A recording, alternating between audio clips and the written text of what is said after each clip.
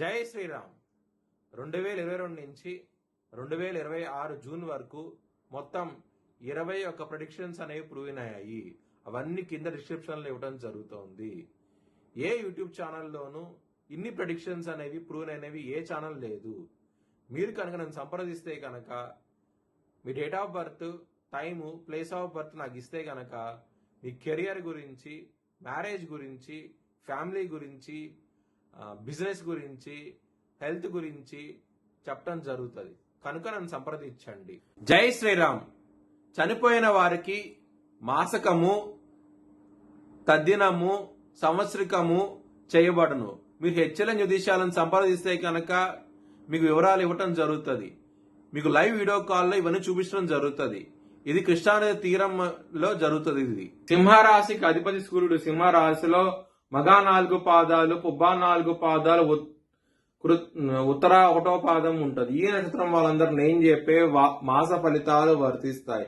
ఈ మాసంలో సింహరాశి వారికి 8వ భావంలో శని ఉంటారు, 7వ భావంలో రాహు ఉంటారు, వ్యయస్థానంలో రవి ఉంటారు, 17వ తారీఖు నుంచి లగ్నంలోకి వస్తారు రవి. లాభస్థానంలో కుజుడుంటారు, లాభస్థానంలో బుధుడుంటారు. ఆగస్టు 5వ తారీఖు నుంచి కర్కాటక రాశికి వస్తారు, 12వ స్థానంలోకి వస్తారు. మరియు బుధుడు కర్కాటక రాశిని సింహరాశికి ఆగస్టు 22వ తారీఖు నుంచి రాబోతున్నారు. 2వ స్థానంలో కుటుంబ స్థానంలో శుక్రుడు నీచంలో ఉంటారు, లగ్నంలో కేతు ఉంటారు. ఇది గ్రహస్థితి. సింహరాశి వారికి అష్టమ శని నడుస్తోంది. అష్ట కష్టాలను చూస్తూ ఉంటారు.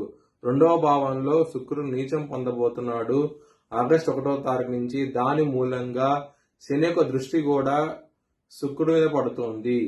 దీని మూలంగా ఇబ్బందులు అవుతూ ఉంటాయి.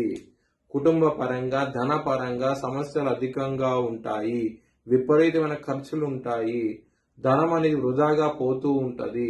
మానసికంగా సమస్యలు ఎదురవుతారు. ధనం అనేది ఖర్చు విపరీతంగా ఉండటము, కుటుంబంలో గొడవలు అవటము, అలాగే భార్యాభర్తల మధ్య గొడవలు అవటము, విపరీతమైన ప్రాబ్లమ్స్ అంటూ ఉంటాయి. జాగ్రత్తగా అయితే ఉండండి.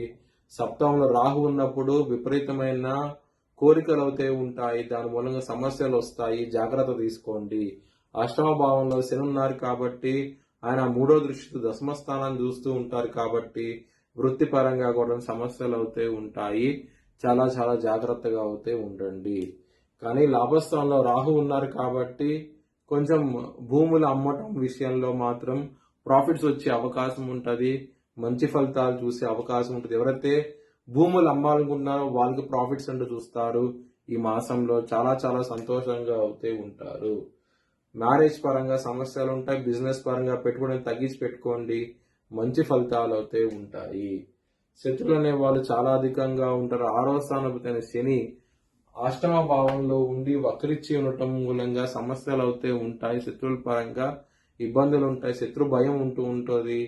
నారాయణ కవచం చదువుకోండి. చాలా చాలా మంచి ఫలితాలు ఉంటాయి. మీ భవిష్యత్ వివరాల కోసమై హెచ్ఎల్ఎన్ జ్యోతిష్యాలను సంప్రదించండి. Please like, share and subscribe my channel.